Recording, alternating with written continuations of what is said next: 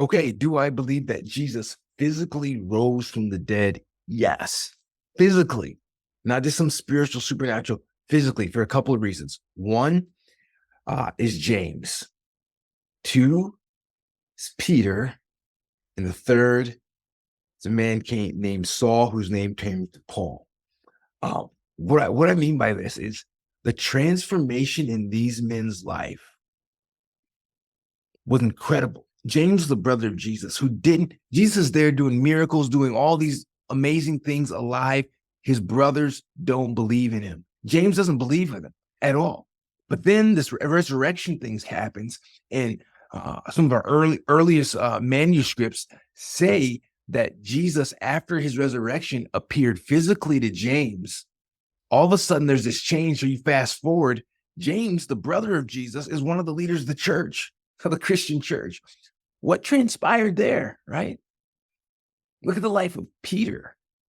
He goes from denying Jesus publicly, denying him, cursing him.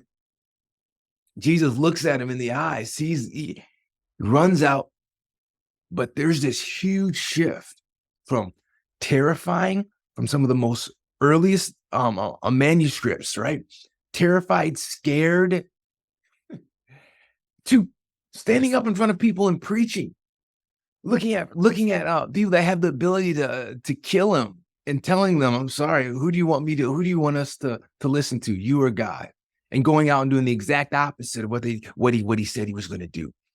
Transformation, incredible, but probably the most significant for me, to a physical resurrected Christ.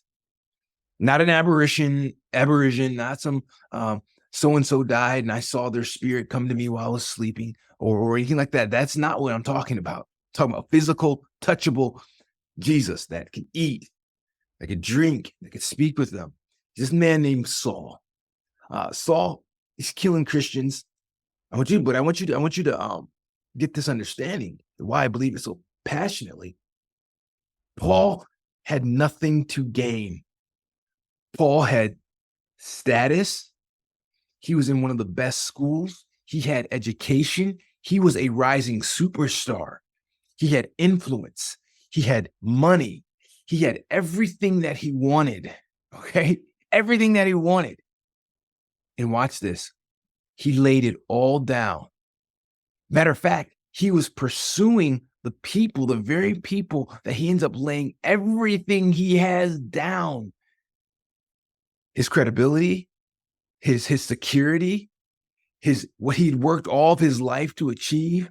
He lays it all down because he sees this Jesus. He sees Jesus. And he asks Jesus when he sees him, who are you? And Jesus tells him, hey, I'm the one you're persecuting. And he looks at him and acknowledges him as God, right? As Lord. And drops everything and becomes one of the greatest evangelists. Now, a lot of times we look at it from our side of history and we look back, well, he became one of the greatest writers. He became all these things. He got enough. He suffered. He was beaten. He was shipwrecked. But even before all that, understand, he doesn't know any of that. He doesn't have any of that. He has everything that he needs. Zero reason to shift over to believe in this Jesus that was raised from the dead. He knew about the tomb, right? He knew the tomb was empty. He knew what they claimed. He didn't have all the answers, but Jesus showing up to him, something happened that changed him. And I can't see evidence for anything more realistic that answers any of those questions about losing his significance, losing his status, losing his future. He had zero future at that point. It was all done. Everything he had done, over, finished. Go home, Saul. Do not pass. Go straight to jail. Do not pass go. Do not collect $200, Saul. It's over for you. And he laid all that down to preach Jesus risen physically from the dead. That's some solid evidence that, hey, this wasn't just some vision that they saw. Oh, yes, I saw some vision. No. The transformation of these men, James, the brother of Jesus, who saw his miracles, all that stuff. Transformation of Peter, transformation of Saul to Paul. For me, yeah, Jesus was physically raised from the dead.